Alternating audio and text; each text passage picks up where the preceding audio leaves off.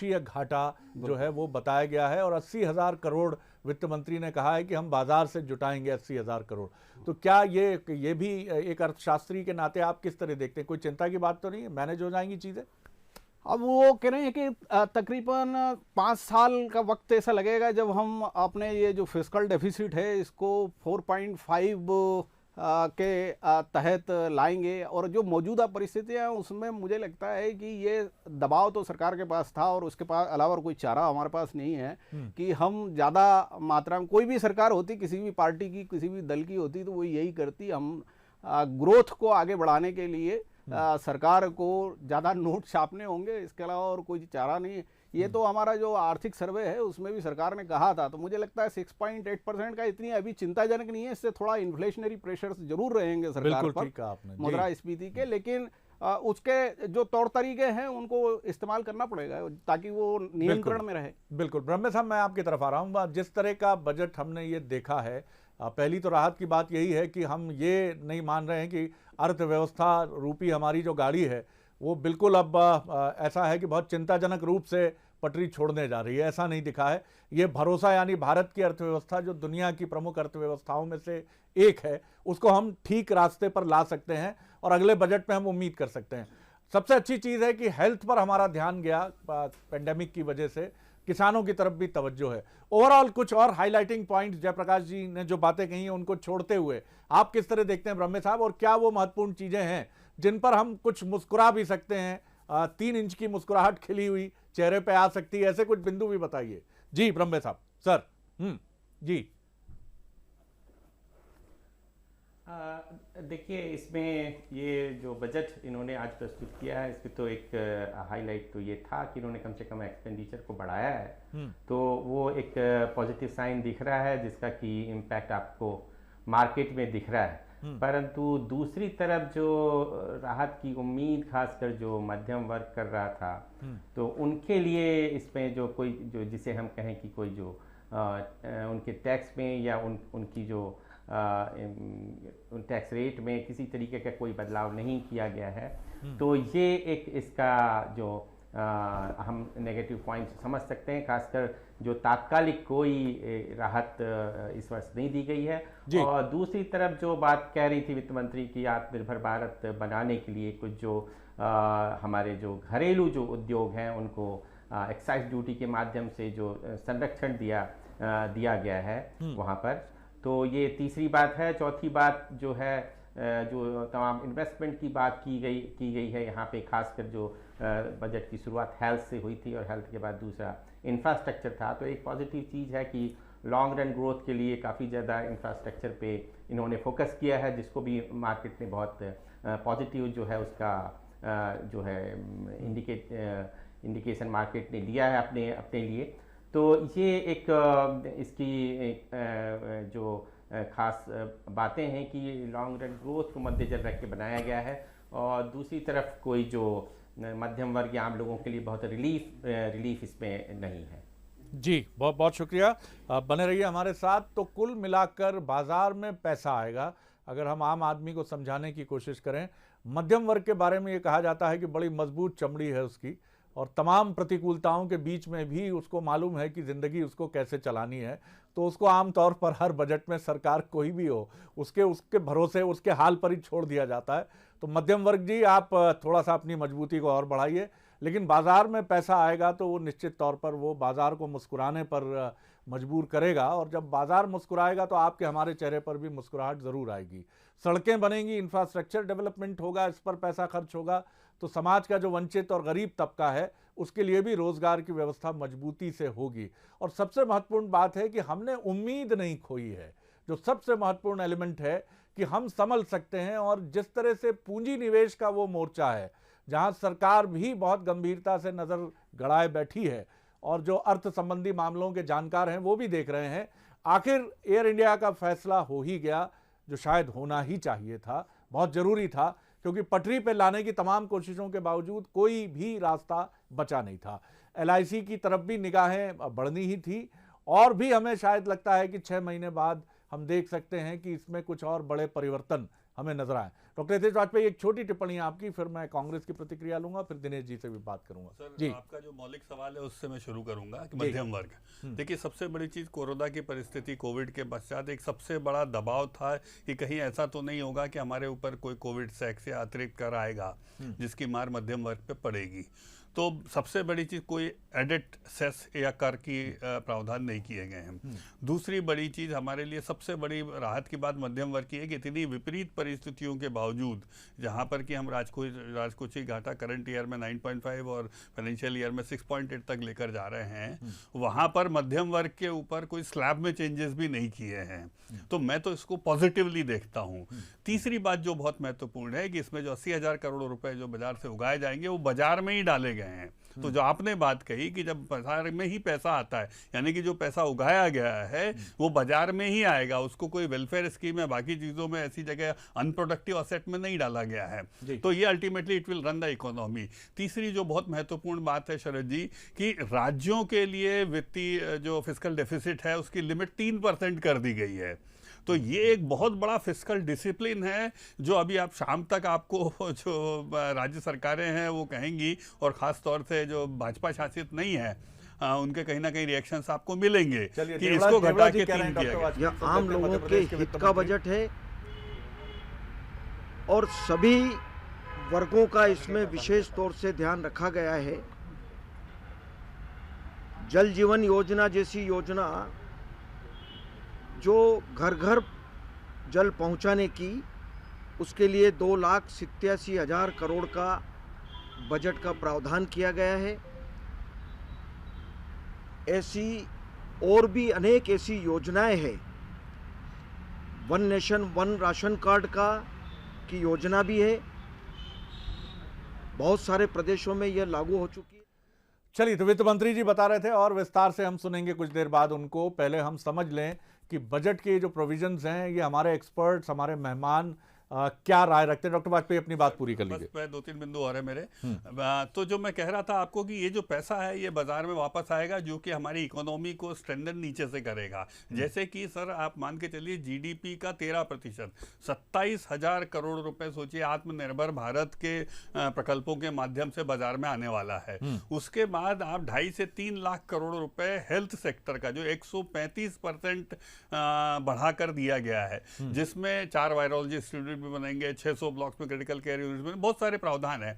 करीब 35,000 करोड़ का प्रावधान, क्योंकि बहुत बड़ी समस्या क्या थी शरद जी कि आम आदमी को वैक्सीन कैसे मिलेगी, और इसी को लेकर कई कयास लग रहे थे कि वैक्सीन का सेस तो नहीं लग जाएगा ये तो मुझे लगता है ये, और वित्त मंत्री जी ने कहा है कि हम और प्रावधान करेंगे। तो वैक्सीन अभी भी हमारी एक बड़ी चुनौती है शरद जी, ध्यान रखना, जो बाजार में खड़ी हुई है, जो लोगों तक हमको इस फाइनेंशियल ईयर में पहुंचानी है। तो मुझे लगता है ये एक बहुत बड़ा निर्णय हुआ है, और ये जो 30% हिस्सा है जो इंफ्रास्ट्रक्चर के अलावा 1-1, 1.5 लाख 2-2 लाख करोड़ रुपए जो इंफ्रास्ट्रक्चर में डाला है, उसमें कोई डेविएशन नहीं हुआ है। जैसा पराशर जी ने कहा है कि 10-20% उसमें बढ़ाकर ही डाला गया है। एमएसएमई सेक्टर में जैसे 5,000 का 10,000 कर दिया। चलिए, ये सेस आ गया है डॉक्टर वाजपेयी। डीजल पर 4 रुपए कृषि सेस लगाया गया है। महंगा होगा पेट्रोल डीजल, और ये वो एरिया है जो कई सारी चीजों को महंगा करता है, और मध्यम वर्ग और समाज के हर वर्ग पर कहीं ना कहीं इसका दबाव और प्रेशर हम महसूस करते हैं। महंगा हुआ है पेट्रोल और डीजल, और कृषि सेस किसानों की राहत के लिए, और पेट्रोल पर भी 2.5 रुपए और डीजल पर 4 रुपए सेस। डॉक्टर वाजपेयी, आपको कहना चाह रहा था, देखिए जब भी हम इसको देखते हैं तो आइसोलेशन में आप देखेंगे तो आपको जरूर महसूस होगा, मैं आपकी भावनाओं से सहमत हूं, लेकिन ओवरऑल हम जैसे इसको इन्फ्लेशन रेट से कैलकुलेट करते हैं तो इन्फ्लेशन की दर आज हम 4.25 यदि रख पाए हैं शरद जी, तो हमारी बास्केट है जिसमें ये भी इंक्लूडेड है, इसके इंपैक्ट्स इंक्लूडेड हैं, उसको रखते हुए इन्फ्लेशन की दर पर जो कॉमन कमोडिटीज एक आम आदमी कंज्यूम करता है उसकी परचेजिंग पावर पैरिटी बनी रहे, उसको 4.25 पर रखना बहुत इसेंशियल पार्ट था, जिसको करने के लिए ओवरऑल ये सब किया जाता है। और इसमें एक हिस्सा जरूर पेट्रोलियम का होता है जो हर फैमिली कंज्यूम करती है, या इसका इंपैक्ट अन्य सेक्टर्स पर आता है।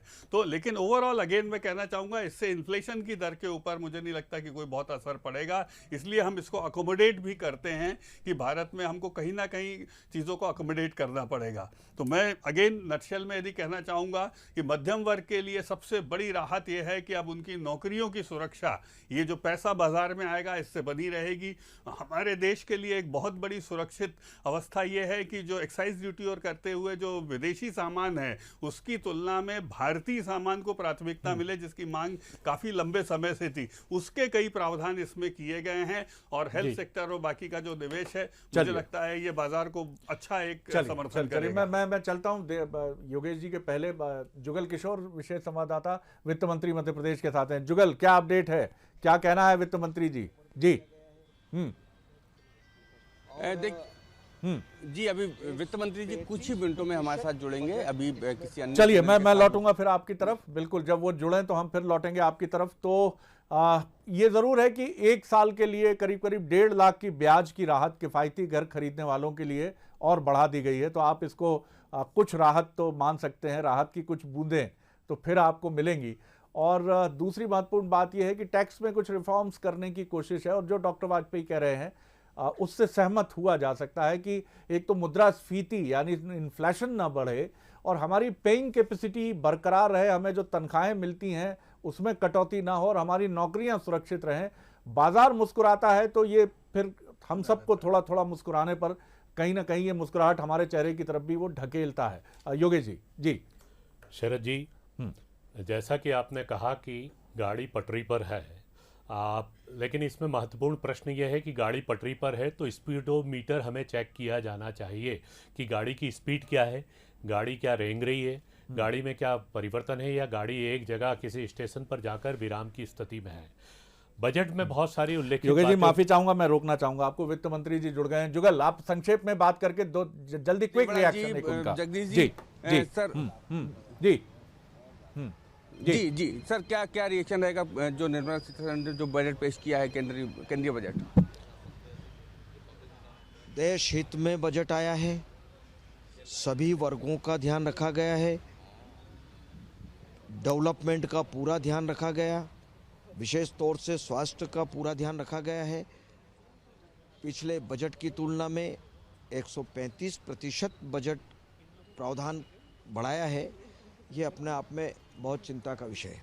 सर, एक टैक्स स्लैब में छूट नहीं मिली है, लेकिन ये राहत है कि आम आदमी के जो मकान का एक वो था जो टैक्स 1 साल बढ़ाया गया है उसमें राहत मिली, लेकिन टैक्स स्लैब में छूट नहीं मिली है। अब ये सब सोच समझ करके जो बजट पेश हुआ है, मुझे लगता है कि सारी बातों का ध्यान रख करके बजट निजीकरण की तरफ भी बढ़ता है, मतलब देश जो देश के हित में हो सकता है, क्या बेहतर हो सकता है, वो सब चिंताएं इस बजट में हमारी वित्त मंत्री सीतारमण जी ने की है।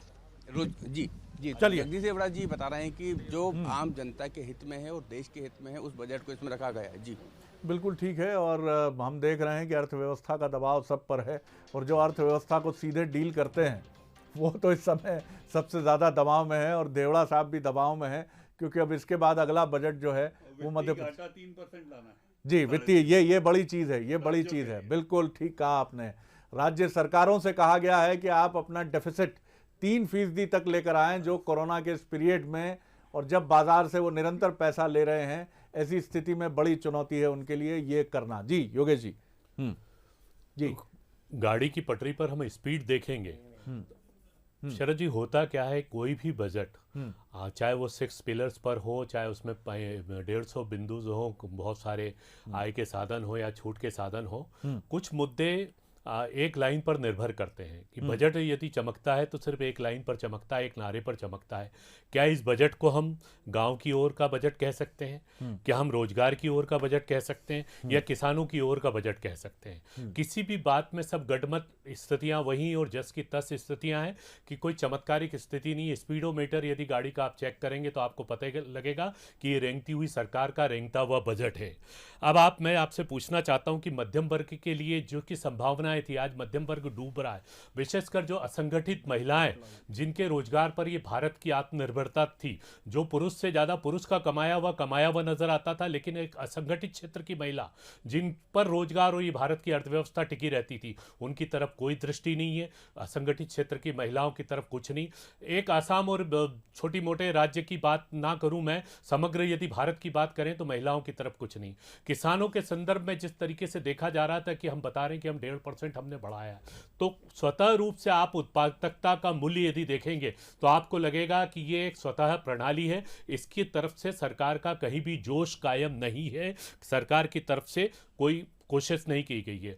मध्यम वर्गीय के लिए हम अभी टैक्स के लिए फ्री का महसूस कर रहे थे कि टैक्स में छूट बढ़ेगी और एक चमत्कारिक बजट सामने आएगा। और महत्वपूर्ण बात यह हो गई कि सबसे बड़ा एक्सीडेंट पेट्रोल और डीजल के बात पर हो गया। पेट्रोल और डीजल एक अर्थव्यवस्था का एक ऐसा महत्वपूर्ण स्तंभ है कि आप सारी प्रणालियों को ध्वस्त माने। यदि पेट्रोल और डीजल महंगा है तो आपकी सब्जी भी महंगी है, किराना भी महंगा है, आपकी अर्थव्यवस्था चौपट है, आप जस के तस है और नीचे की तरफ हम जाते जा रहे हैं। और घाटे के बजट के बाद, घाटे का बजट किसी भी सरकार के लिए बहुत महत्वपूर्ण होता है और इसको जन लोक कल्याणकारी के अंतर्गत माना जाता है। लेकिन हमारी उत्पादकता क्या है, हमारे विजन्स क्या है, हमारे स्किल डेवलपमेंट क्या है? हमारे पास विजन रहित ये बजट है और जस का तस वैसा ही बजट है कि जो सरकार जो रसातल की तरफ बढ़ती जा रही है, धीरे धीरे और बढ़ेगी। और चलिए जी जी जी हमें गवर्नमेंट को डॉक्यूमेंटेशन कम करना चाहिए। हम रोजगार के बारे में आज भी युवा जो खड़ा हुआ है बेरोजगार के रूप में, एक बहुत लंबी लाइन खड़ी हुई है जिसके कारण ये भारत डूबता जा रहा है। आप डॉक्यूमेंटेशन कम करें, आप रोजगार उन्मुखी बनाएं, तो वो वैसा कोई विजन इस बजट में नजर नहीं आ रहा है। चलिए दिनेश जी, एक बहुत छोटी रिएक्शन आपकी, फिर सुरेंद्र जी, और मैं उनकी छत्तीसगढ़ की तरफ भी चलूंगा जहां कांग्रेस और बीजेपी के स्पोक्स पर्सन सुरेंद्र जी और संदीप जी हमारे साथ बने हुए हैं। जी देखिए शरद जी, किसी भी सरकार के लिए टैक्सेशन बहुत अच्छी चीज़ तो नहीं मानी जाती, खासकर जब आप आम आदमी पर कोई टैक्स लगाते हैं। और जब हम केंद्र के बजट के संदर्भ में देखते हैं तो हमेशा आयकर का मामला आता है, क्योंकि वो एक जो है एक बड़े वर्ग से जुड़ा हुआ था। उसके हम देखते हैं रिलीफ दी कि नहीं दी, या कितना आपने जो है टैक्सेशन के लिए लिमिट रखा हुआ है। तो हम पिछले लगातार देख रहे हैं कि ये उम्मीद देश कर रहा था कि जो है छूट की सीमा बढ़ाई जाएगी, लेकिन ऐसा कुछ है नहीं। आप भले 75 साल की उम्र के लोगों के लिए आप कोई छूट दे दें, या आप जो है पेंशन भोगी हैं जो 75 साल के लिए उनके लिए छूट दे दें, तो वो ये ताली बजाने का विषय नहीं हो सकता। सरकार ने देखिए अपने शुरू में उन्होंने, वित्त मंत्री ने स्पष्ट कर दिया था कि उनके बजट का जो कंसेप्ट है वो क्या है। तो उन्होंने मेजर अपना फोकस ही हेल्थ सेक्टर रखा हुआ था। कोरोना का दबाव कहीं ना कहीं इस बजट पर हमको देखने को मिला। यही कारण है कि सरकार जो है ये कह रही है कि जो हम चीज़ें महंगी कर रहे हैं या जो जिस तरह का दबाव उनके ऊपर है, तो वो कह रहे हैं कि जो फंड कलेक्शन है, जो धन संपदा जब हम इकट्ठी करने की बात करते हैं तो वो तब तक ठीक है जब हम वेलफेयर के लिए उसका उपयोग कर रहे हैं। तो कहीं ना कहीं वो जो भी चीज़ें उनके सामने दबाव, उन्होंने देखा कि जो कोरोना का पीरियड था तो देश में किस तरह की समस्या, चाहे वो रोजगार की समस्या हो या जो है दूसरे तरह के दबाव हो, क्योंकि जब हम आत्मनिर्भर भारत की तरफ जाते हैं तो हमको जो बाहर से आने वाली चीज़ों पर तो कहीं ना कहीं आपको टैक्सेशन बढ़ाना ही पड़ेगा। तो तब तो आप लोकल मार्केट को थोड़ा सा जो है उसको पुश कर सकते हैं, अन्यथा दिक्कत होगी। तो कहीं ना कहीं जो हम ये देख रहे हैं, जो कोरोना का दबाव है उसको कम करने की कोशिश की है सरकार ने कि आम आदमी पर भी दबाव नहीं आए, और सरकार का जो फंड है वो उसका जो है लगातार उसमें निरंतरता बनी रहे, कोई कमी ना आए और जो विकास है वो रुके नहीं।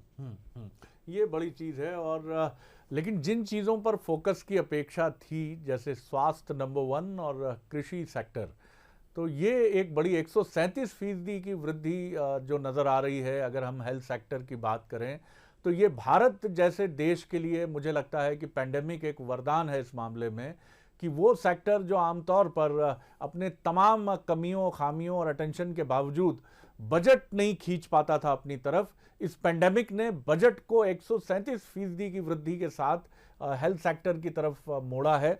और मुझे लगता है छोटी छोटी जगहों में उन बुनियादी आवश्यकताओं की तरफ अब हम बढ़ सकते हैं, ये देखना काफ़ी महत्वपूर्ण होगा। बिल्कुल ठीक बात है कि आखिर टैक्स पेयर जो है मिडिल क्लास, उसको क्या मिला, लेकिन क्या वो उम्मीद कर रहा था इस दौर में, ये भी एक बड़ा सवाल है। इन कठिन चुनौतियों के बीच में क्या किसी को ये उम्मीद थी कि उसके लिए मैं नीडी लोगों की बात छोड़कर, खासतौर से हेल्थ और कृषि को, तो क्या समाज का कोई तबका ये उम्मीद कर रहा था कि राहत की बौछार होगी उस पर? ये भी एक बड़ा सवाल है। मैं सुरेंद्र जी की छोटी रिएक्शन लूंगा, फिर मैं बीजेपी की तरफ बढ़ूंगा। जी सुरेंद्र जी, अपनी बात करें संक्षेप में। जी बोलिए सर। जी सर जी, निश्चित रूप से अर्थव्यवस्था के मोर्चे पर मोदी सरकार पूरी तरह से बेबस और लाचार नजर आ रही है। जिस प्रकार से उम्मीद की जा रही थी, जिस प्रकार से हम कोरोना काल के बारे में हम चर्चा कर रहे हैं, मैं उसके पहले जाना चाहूँगा। कोरोना के पहले भी मोदी सरकार के द्वारा जो लगातार विगत 6-7 वर्षों में व्यवहारिक निर्णय लेने के कारण से जो स्थिति बनी थी, बेरोजगारी का दर जो है 45 साल में सर्वाधिक हो चुका था। 70 साल में जो क्रेडिट क्राइसिस जो है वो बुरी तरह से बढ़ गया था। कमर्शियल फ्लो की हम बात करें तो 88% गिरावट आ गई थी। इंडस्ट्रियल प्रोडक्शन में हमारा जो है -12.1% जो था, ये कोरोना काल से पहले की मैं बात कर रहा हूं शरद जी। तो निश्चित रूप से वर्तमान में जो है हमें उम्मीद था, हमें नहीं, आम आदमी को, आम जनता को, जिस प्रकार से ये वाहवाही लूटी जा रही है कि 75 साल से अधिक के जो बुजुर्ग हैं उनको बड़ा रिलीफ दिया गया है, तो ये सर्वविदित है कि जो बुजुर्ग हैं उनके आय का एक प्रमुख सोर्स होता था जमा पर ब्याज, चाहे वो सेविंग का इंटरेस्ट हो चाहे एफडीआर का इंटरेस्ट हो, पूरी तरह से आधा हो गया है। 12.25% सीनियर सिटीजन को मिलता था, वो 6% के नीचे आ गया है। तो लगातार जो धोखा मोदी सरकार के द्वारा किसानों के साथ, मजदूरों के साथ और आम आदमियों के साथ किया गया, देखिए अब फिर से बजट में वही राग अलापा जा रहा है कि 1.5-2 गुना किया जाने के लिए, किसानों की आय दोगुना करने के लिए हम कदम उठा रहे हैं। C2 फार्मूले की बात फिर से कही जा रही है। तो यही भारतीय जनता पार्टी की नीयत और नीति का फर्क है कि ये जब सुप्रीम कोर्ट में शपथ पत्र प्रस्तुत करते हैं तो ये कहते हैं कि C2 फार्मूला जो स्वामीनाथन आयोग का था उस पर 50% लाभ देना संभव नहीं है, और ये बार बार अलग अलग बयानों में ये जिक्र करते हैं कि हम स्वामीनाथन कमेटी का आयोग लागू कर रहे हैं। तो ये इनकी कथनी और करनी में मूल फर्क है। मूल रूप से जहां तक निवेश की बात ये कर रहे हैं रियल एस्टेट सेक्टर में, तो मैं बता दूं, जिस ईज ऑफ डूइंग की बात कर रही माननीय निर्मला सीतारमन जी, भारत जो है मूडीज के सर्वे में 63वें नंबर पर है। फिर ये कैसे ये बार बार अंदाज, और इसीलिए ये फेल हो जा रहे हैं। इनका जो ना कोई दूरदर्शिता है, ना कोई फ्रेमवर्क है, ना कोई आर्थिक सोच है। देखिए डायरेक्ट टैक्स की हम बात करें तो जो प्रोजेक्शन था उससे लगभग इन्हीं के आंकड़ों में 17.6% जो है वो कमी आने का है, जो डायरेक्ट टैक्स का रेवेन्यू कलेक्शन है। उसी तरह से जीएसटी में जो अपनी वाहवाही लूट रहे हैं, 1,20,000 करोड़ का रिकॉर्ड कलेक्शन बता रहे हैं एक महीने का। यह भी बताया कि 30% से ज्यादा जो है वो रेवेन्यू कलेक्शन में कमी आ रही है जीएसटी में। तो सरकार पूरी तरह से सभी मोर्चों पर फेल हो चुकी है। ये बात करते थे पहले जब ये विपक्ष में होते थे, तो जो टैक्स एग्जम्पशन लिमिट है वो बढ़ाने की, मैं आपके माध्यम से शरद जी बताना चाहूंगा देश की जनता को कि 2.5 लाख रुपए जो यूपीए 2 की मनमोहन सिंह सरकार में के अंतिम बजट में था, वही एग्जम्पशन लिमिट आज भी है। देखिए ठगने का ये कैसे विकल्प चुनते हैं। पिछले बजट में 2 विकल्प दिए गए थे। चलिए सर, मैं लौटता हूं और बिंदु है, अच्छी तैयारी आपकी नजर आ रही है, आंकड़ों के साथ आप कोशिश कर रहे हैं। 120 पे था जब इनका शासन, जी उससे 60 पे एक छोटा अपडेट मैं दे दूं, लेकिन शेयर बाजार जो है वो मुस्कुरा रहा है साहब। सेंसेक्स जो है 1420 पॉइंट्स, जो 1 बजे की अपडेट ट्रेड रिपोर्ट मेरे पास है, वो करीब 1420 अंकों की उछाल के साथ सेंसेक्स तो ये बता रहा है कि साहब बाजार में पैसा आप लेके आ रहे हैं, और जिसकी वजह से अब हमें कोई निराशा नहीं है।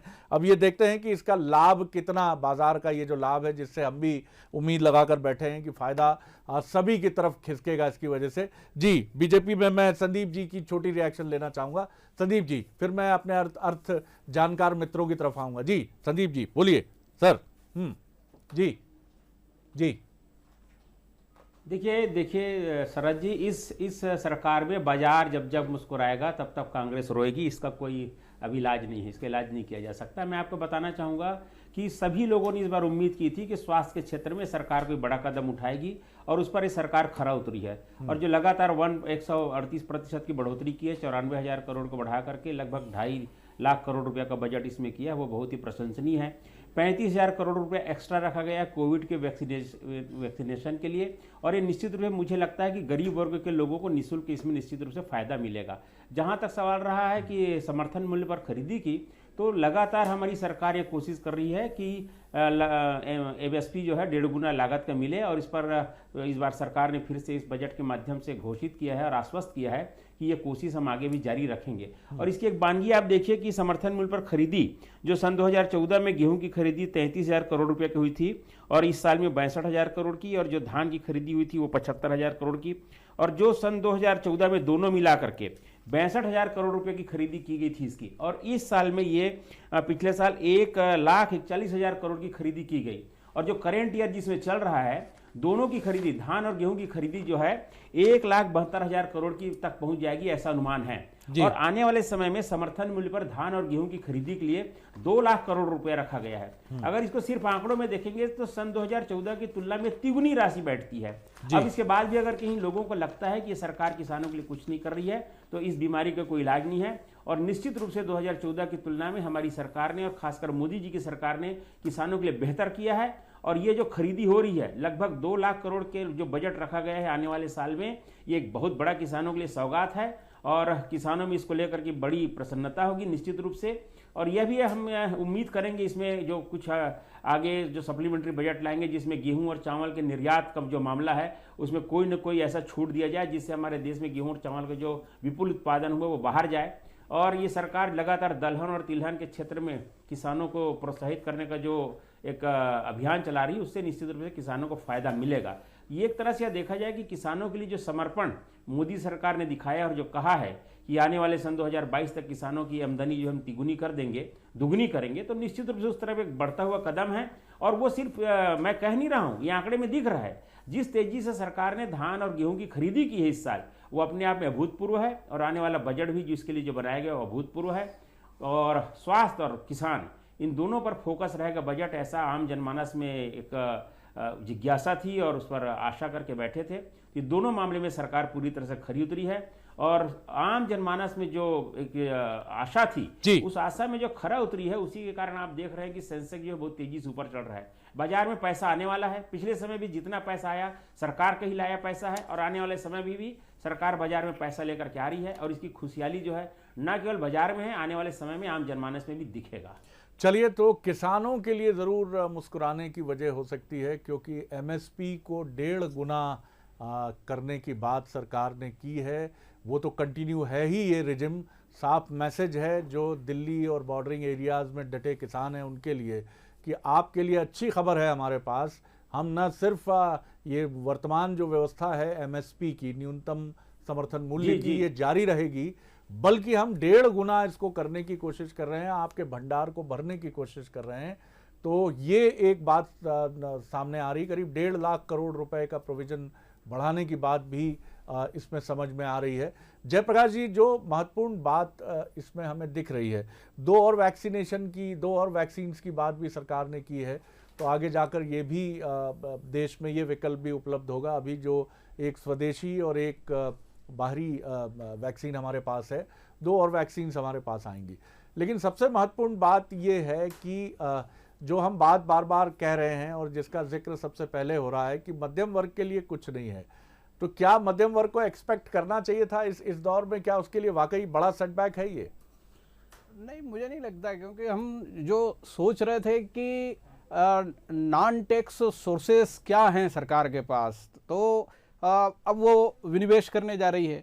अब वो इसी तरह से ठीक इसका उल्टा है कि उसको टैक्स भी नहीं लगाना चाहिए, क्योंकि ज़्यादातर जो लोग थे, कंपनियां थी या उद्योग थे, व्यवसाय थे, वो सब ये उम्मीद कर रहे थे कि हमारे लिए ये साल बहुत टफ गुजरा है, बहुत ख़राब गुजरा है, तो हमारे ऊपर कोई टैक्स नहीं लगाना चाहिए। हालांकि ये जो सेस है एग्रीकल्चर का, मुझे लगता है ये भी लगता नहीं, अगर ये इतना बड़ा किसान आंदोलन अभी नहीं हुआ होता तो शायद इसकी वजह से सरकार ने। लेकिन एक शरद जी, मैं बड़ी हाईलाइट बताऊं, जो आप 80,000 करोड़ की बात कर रहे थे, वो तो केवल अगले 2 महीने के खर्चे का पैसा है जी। वो उसका इससे ज़्यादा वो नहीं है। लेकिन एक जो इसकी बड़ी हाईलाइट वो ये है कि तकरीबन 400 जो ओल्ड एग्जेम्पशन थे कस्टम ड्यूटी पे, सरकार ने वो रिव्यू करने के लिए फैसला किया है, उसकी घोषणा की है। और नई जो कस्टम ड्यूटी का एक स्ट्रक्चर है वो 1 अक्टूबर से वो लागू करना चाहते हैं 2021 से। इसमें मुझे लगता है काफ़ी बड़े पैमाने पर बहुत सी जो एग्जम्पशंस हैं वो या तो ख़त्म हो जाएंगे। तो उसका एक असर, जैसे मैं उदाहरण के तौर पे अभी जैसे हमारे हेडलाइंस भी हम दिखा रहे हैं बहुत से, छत्तीसगढ़ जो हमारा दर्शक वर्ग है हमारा, उसके लिए भी बहुत इम्पोर्टेंट इसमें फैसले हुए हैं। इसमें एक एंटी डंपिंग ड्यूटी और जो काउंटर वेलिंग ड्यूटी थी, जो बाहर से सस्ता माल आ रहा था, जो स्टील उत्पाद उनके ऊपर लगाई जाती थी, उसको वो ख़त्म कर रहे हैं, वापस ले ली है। दूसरा उन्होंने reducing duties on copper scrap, जो कॉपर स्क्रैप के ऊपर ड्यूटी थी वो 5% से घटा के 2.5% कर दी है। और कुछ जो मोबाइल के लिए जो कुछ थे उनको एक ड्यूटी पार्ट्स के ऊपर वो 2.5% कर दी है 0 से। लेकिन जो अहम बात यह है कि स्टील स्क्रैप जो था एग्जम्पशन था, ड्यूटी एग्जम्पशन था स्टील स्क्रैप पर कुछ समय के लिए निर्धारित था, उसको खत्म कर दिया है उन्होंने। तो cutting duty on copper scrap 2.5% कर दी है 5% से घटा के। तो अब एक ये है कि जो बहुत सारा अब स्टील का हमारे जो स्थानीय उद्योग थे उनको प्रोटेक्शन देने के लिए सरकार ने बहुत सी जो एंटी डंपिंग और ये लगाए हुए थे, खास करके चाइना से उस समय बीच में माल आता था और उसकी वजह से स्थानीय निर्माताओं को बड़ी समस्या जाती थी। तो वो दोबारा वही व्यवस्था है कि स्टील के जो उत्पाद हैं, और वो शायद मुझे लगता है इसलिए किया गया है ये काम कि जो हमारे यहाँ पर अब इंफ्रास्ट्रक्चर में एक बड़े खर्चे सरकार करने जा रही है, तो इंफ्रास्ट्रक्चर में पोर्ट्स बनने वाले हैं, सड़कें बनने वाली है, तकरीबन 8,500 किलोमीटर रोड वो अगले 5 साल में बनाना वाले हैं जी। तो ये शायद उसको देखते हुए जो डिमांड जनरेट होगी, वैसी परिस्थिति में उस डिमांड की पूर्ति हम तभी कर सकेंगे जब हम स्टील प्रोडक्ट्स का इंपोर्ट भी करें, क्योंकि हमारे यहाँ की जो कैपेसिटीज हैं वो उतनी शायद बहुत सारे प्रोडक्ट्स नहीं। जी बिल्कुल, मैं ब्रह्मे जी की तरफ चलूंगा।